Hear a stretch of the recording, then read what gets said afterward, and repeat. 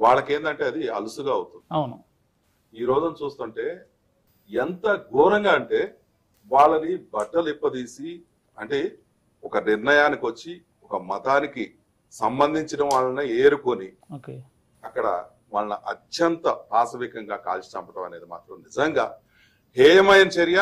ఈ దుర్మార్గమైనటువంటి చర్యను మాత్రం వాళ్ళని అసలు వదలకూడదు ఎట్టి పరిస్థితి. ఇక్కడ మనం చూసుకున్నట్లయితే వాళ్ళు చంపేటప్పుడు ఏ కులం నిది ఐడి కార్డ్ చూపించి మరి చంపుతున్నారంట. మరి పాకిస్తాన్ తన వక్రబుద్ధిని ఏ విధంగా చూపెడుతుంది మనకు క్లియర్ కట్ గా అర్థమవుతుంది ఇది. అవునండి. ఇప్పుడు మన ఇండియా విషయానికి వచ్చేసరికి చాలా మంది ఇండియా విషయానికి వచ్చేసరికి ఎలా ఉంటుంది అంటే ఇక్కడ కులం కోసం మాత్రం కొట్టుకుంటున్నారు చాలా మంది. కులం కోసం, నెక్స్ట్ భాష కోసం.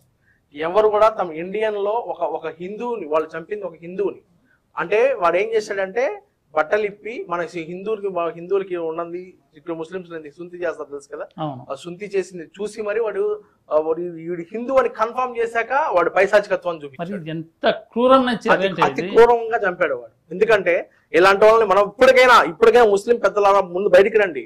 ముస్లిం పెద్దలు అందరూ ఉన్నారు ఇక్కడ, మన భారతదేశంలో ముస్లిం పెద్దలు అందరూ రండి, బయటికి రండి. వాడు చేసిన తప్పు మనంతా మన భారతీయులు అని చాటి చెప్పండి. హిందూ ముస్లిం బాయ్ అని ఇంకెప్పుడు తెలియదు, బాయ్ అనుకుంటారు కానీ ఆ సమయం ఇప్పుడు ఆసన్నమైనది. ఇప్పటి వరకు అందరు చెప్పుకోవడం కాదు, మన పండగలకి వెళ్ళి పబ్బాలకి వెళ్ళినప్పుడు చూసుకోవడం, ఒకరు అలాయ్ బలాయ్ చెప్పుకోవడం ఇది కాదు. ఇప్పుడు మీరు రండి, మీరు ముస్లిం పెద్దలారు అందరు రండి, బయటకు వచ్చి మాకంత మద్దతు తెలపండి. మీరు మద్దతు తెలిపి 100% ఇది తప్పు అని ఖండించండి. ప్రతి ముస్లిం పెద్దలు నేను కోరుకుంటాను, ఇండియాలో ఉన్న ప్రతి ముస్లిం పెద్దల్ని. ఓకే, అలాగే స్వామి గారు, భారతదేశం అంటే హిందుత్వానికి ప్రతీక.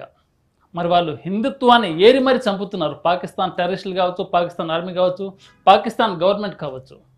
మరి హిందుత్వాన్ని పాకిస్తాన్లో ఉన్న వాళ్ళని మనం అలా చంపలేమా? భారతదేశంలో ఒక ధర్మం ఉంది, సనాతన ధర్మం అంటాం. ఈ సనాతన ధర్మాన్ని ఆచరించక వాళ్ళు అంటే చిన్నప్పటి నుంచి అలవరుచుకోవాల్సిన గుణం చాలా ఉంది. అంటే పేరెంటింగ్ ఇస్ మోస్ట్ ఇంపార్టెంట్. ఎక్కడైతే పేరెంటింగ్ తగ్గిపోతుందో ఆటోమేటిక్గా సనాతన ధర్మం గురించి అంటే తన ధర్మం ఆచరించక పనికిమాల ధర్మాన్ని అంటే పాశ్చాత్య ధర్మాన్ని అలవరుచుకొని తన ధర్మాన్ని తానే రక్షించుకోలేక పనికిమాల ధర్మానికి పాకులాడుతూ వెంపర్లాడుతున్నారు యువత. అలాగే సార్, మీరు ఒక ఎక్స్ ఆర్మీ మ్యాన్, సో దీన్ని ఇండియన్ ఆర్మీ తిప్పికొట్టే చర్యలు ఏ విధంగా వెళ్తే బాగుంటుంది? పాకిస్తాన్ అనేది చిన్న దేశం, అది పెద్ద సమస్యగా దాన్ని నిలమట్టం చేయడం జస్ట్ ఒక గంట సేపులో పాకిస్తాన్ మొత్తం కూలిపోతుంది. మళ్ళీ ఆ విధంగా వెళ్తే ఎలా ఉండబోతుంది అసలు? చెప్తున్నాం కదండి. ఇప్పుడు ఇక్కడ ఏంటంటే మన ఇండియన్ ప్రభుత్వం ఏ ప్రభుత్వం ఉన్నా కానీ మన భారతదేశాన్ని మనం రక్షించుకోవాలంటే ఫుల్ అథారిటీ ఆర్మీ వాళ్ళకి ఇస్తే మీరు అన్నట్టు గంట కాదు అర్ధ గంటలో చుక్కలు చూపెడతాం. ఎందుకు అని అంటే ఆ విధమైనటువంటి టెక్నాలజీ ఉంది, ఆ విధంగా డెవలప్ చేశారు. ఈ రోజునున్న ప్రభుత్వం ఏదైతే ఉందో సహాయ సహకారాలు ఆర్మీకి కానీ, నేవీకి కానీ, ఎయిర్ ఫోర్స్కి కానీ ప్రతి ఒక్క దానికి సహాయ సహకారాలు అందిస్తూ ఒక బడ్జెట్ ని కేటాయించడం జరుగుతుంది. కాబట్టి ఈ రోజున ఉన్న ప్రభుత్వం మంచి సహాయ సహకారాలు అందిస్తుంది. కాబట్టి అటువంటిది అసలు అవకాశం ఇస్తే మీరు వెళ్ళి మీరు అటాక్ చేయండి అంటే క్షణంలో ఆట ఆడుకుంటారు మా వాళ్ళు, అట్లా రెడీగా ఉన్నారు. ఇప్పుడు ఆల్రెడీ జరుగుతుంది. ఇప్పుడు ఆల్రెడీ బోర్డర్లో జమ్మూ కాశ్మీర్ బోర్డర్లో స్టార్ట్ అయింది, నిన్నటి నుంచి స్టార్ట్ అయింది. ఇంకా రెడీగా ఉన్నారు పైనుంచి, ఎందుకంటే అధికారులు ఏ విధంగా ఆదేశాలు ఇస్తారు అదే విధంగా వెళ్తూ ఉంటది. ఇప్పుడు ఎక్కడైతే పహల్గామ్లో జరిగిందో అక్కడ కూబింగ్ జరుగుతుంది. మొత్తం జమ్మూ కాశ్మీర్ అంతా కూడా జల్లెడ పడుతున్నారు.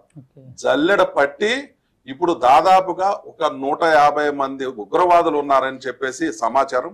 రీసెంట్ గా మనకు వచ్చిన అప్డేట్ అయితే లష్కర్ తోయిబా మెయిన్ లీడర్ హతం చేశారు. అటువంటి చీడ పురుగులు ఇంకా ఉన్నారండి. కనపడే వాళ్ళు కొంతమంది ఉంటే కనపడిన వాళ్ళు కొంతమంది ఉన్నారు, కనపడకుండా చేసేవాళ్ళు చాలా మంది ఉన్నారు. ఇంకొకటి మన దేశంలో ఉంటూ ఈ రోజున అస్సాంలో ఒక ముస్లిం ఎమ్మెల్యే ఎందుకు